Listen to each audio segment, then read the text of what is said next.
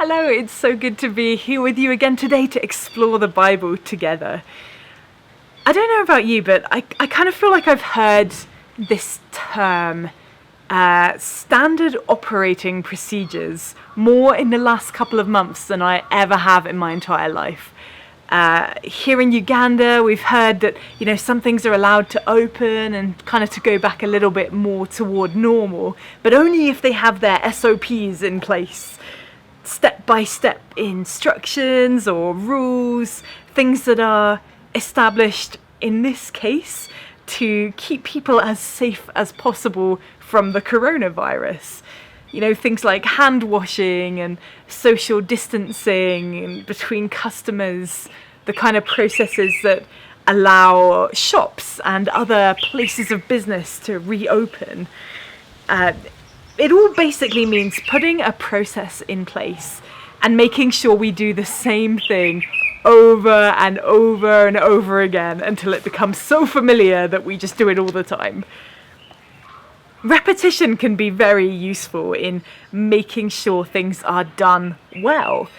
I think we quite like it as humans. We have a tendency to fall into rhythms which work well for us, even down to the little mundane things that we do. When I clean my house, I have a particular order in the way that I like to do it. We eat our meals at roughly the same times. We run our days in roughly the same order, or we did before a worldwide pandemic kind of messed with some of our routines anyway. We like the familiar. We like standard operating procedures.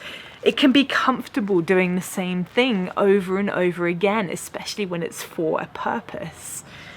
But God's operating procedures are sometimes a little bit different to ours. If you've been watching a few of the videos that I've been releasing, you'll know that I've spent quite a lot of time with a character in the Bible called David, now King David.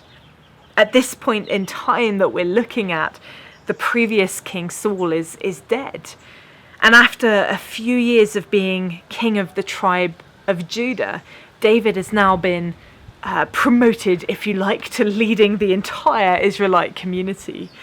He's conquered the unconquerable city of Jerusalem and set it up as his own capital, building himself a nice palace there to live in.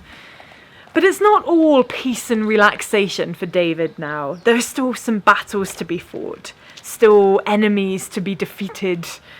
And 2 Samuel chapter 5 tells us of 2 times where David went to war against the Philistines.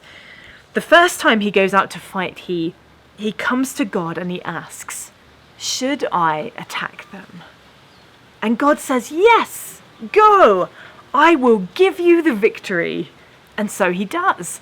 In verse 20 of that chapter we read that David went to Baal Perazim and defeated the Philistines there. "The Lord did it," David exclaimed. "He burst through my enemies like a raging flood." So he named that place Baal Perazim, which means the Lord who bursts through.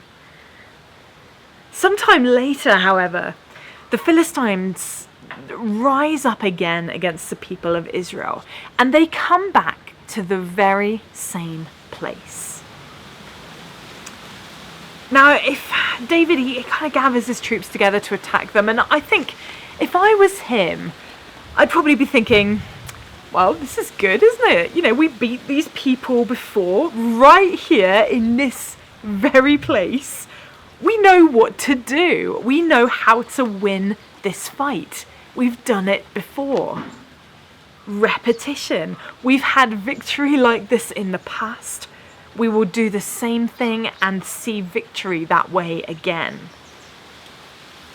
I would think that they would expect that God would do the thing that he had done before, that in this place that had been named the Lord who bursts through.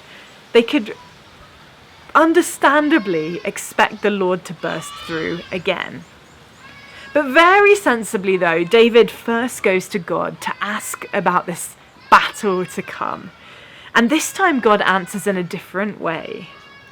In verse 23 of 2 Samuel chapter 5, it says, "Again David asked the Lord what to do. 'Do not attack them straight on,' the Lord replied. 'Instead, circle around behind and attack them near the poplar trees.'" God's operating procedures are not so standard.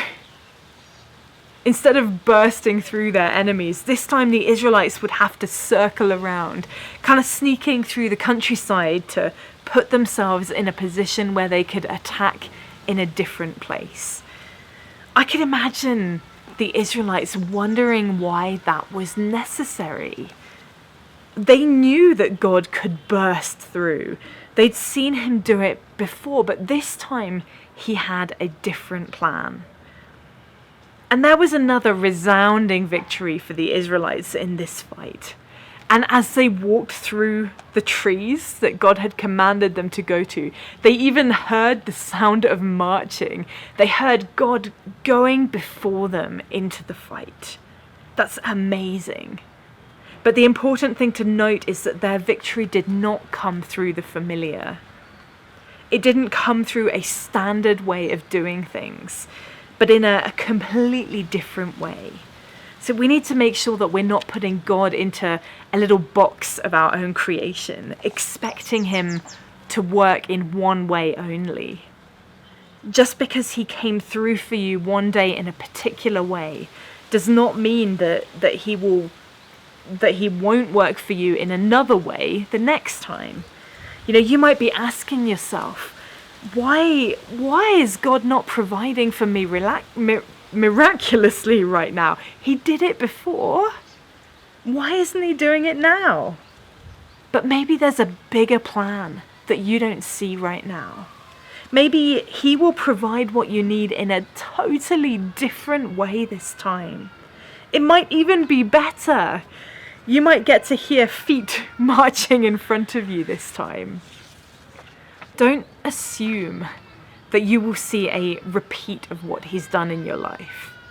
Instead, I encourage you to follow David's example. Come to God in prayer and be open and receptive to whatever he tells you to do, even if it seems a little bit unusual and different to what he's done in your life before. We don't always understand the way that God works. His ways are higher than ours, but we can rest in the knowledge that he is always on the move, and that no matter how victory will be achieved, it will be achieved. Just because he's not working the same way for you today does not mean that he's not working. He is. Thank you so much for joining me again as we explore the Bible together, and I will see you next time.